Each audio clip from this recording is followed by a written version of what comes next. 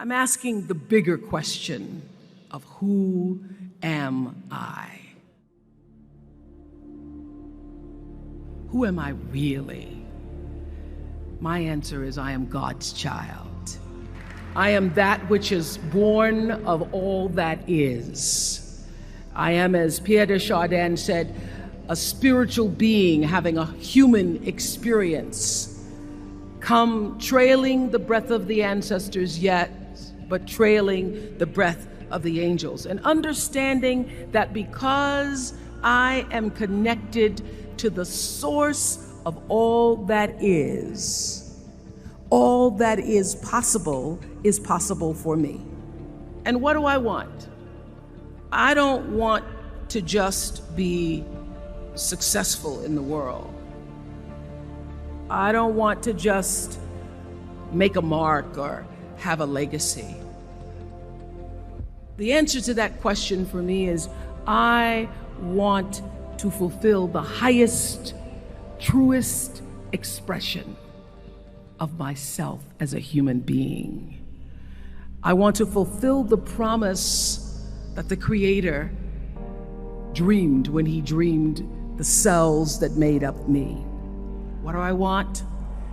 You must have some kind of vision for your life. Even if you don't know the plan, you have to have a direction in which you choose to go. I never was the kind of woman who liked to get in a car and just go for a ride. You want to be in the driver's seat of your own life, because if you're not, life will drive you. Knowing who you really are in this space and time that we embody. That's number one. What do you want? Who are you? Number two, you must find a way to serve. Martin Luther King said that not everybody can be famous, but everybody can be great, because greatness is determined by service.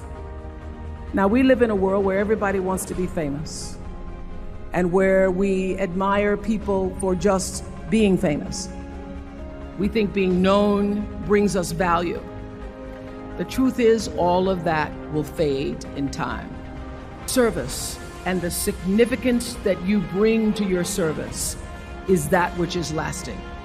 So to be able to, whatever your occupation or job or talent or gift is, our honorees today getting doctorate degrees, to apparently opposite fields, HIV and AIDS and the spoken word. But what they have in common is service, using the spoken word in service to community and the world, using your knowledge and information about HIV and AIDS and medicine in service to the world. And if you look at all the most successful people in the world, whether they know it or not, they have that paradigm of service. Service through medicine, service through art. Using whatever it is you produce, your product, as a way of giving back to the world. When you shift the paradigm of whatever it is you choose to do to service, and you bring significance to that, success will, I promise you, follow you. Be excellent. Let excellence be your brand. Everybody talks about building a brand. I never even knew what that was. When people say, you're a brand, I would say, no, I'm just Oprah. What I recognize now is that my choice to, in every way, in every example, in every experience, to do the right thing and the excellent thing is what has created the brand. Years ago, I did an ad for Revlon for an ad they were doing called Unforgettable Women. And what I know is that when you are excellent, you become unforgettable. People remember you. You stand out. Regardless of what it is, you become an unforgettable woman. And that is what we all want. We want to be unforgettable and not forgettable. So doing the right thing, even when nobody knows you're doing the right thing, will always bring the right thing to you. I promise you that. Why? Because the third law of motion is always at work. For every action, there's an equal and opposite reaction. That is so true in all of our lives. Everything you even try to do to me, already done to you. So you don't have to worry about revenge or getting back at somebody, making sure they pay. You just have to do the right thing, and the right thing will follow you even when people don't support it. I remember many times on my show. There are many shows y'all never saw. And the reason you didn't see them is because I got the last vote.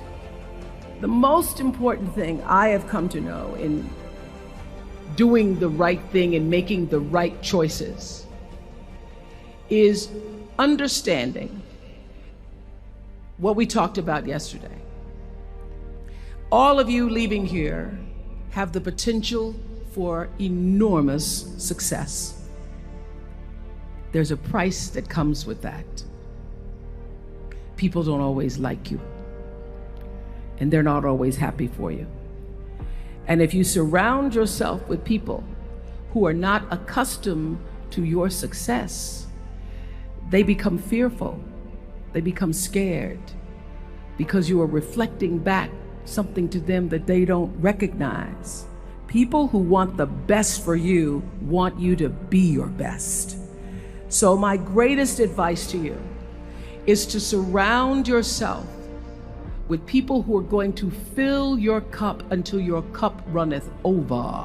I'm so full, my cup runneth over. And to know that once your cup runneth over, you cannot spend your life with your gallon-size offerings, offering them to pint-sized people.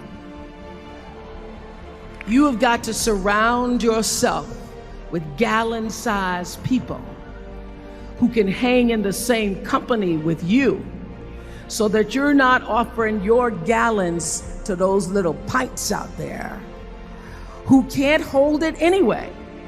The biggest choices begin and end with you, your internal big questions. Who do I want to be in the world? My relationship to source energy, to all that is